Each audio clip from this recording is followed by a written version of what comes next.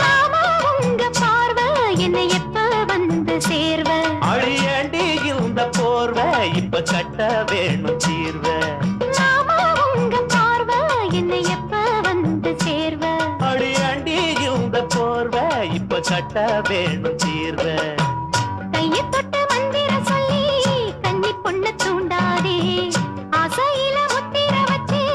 அங்கே இங்கே நோண்டாதே வெளியில காவலும் இல்ல வேலையும் இல்ல அம்மாடி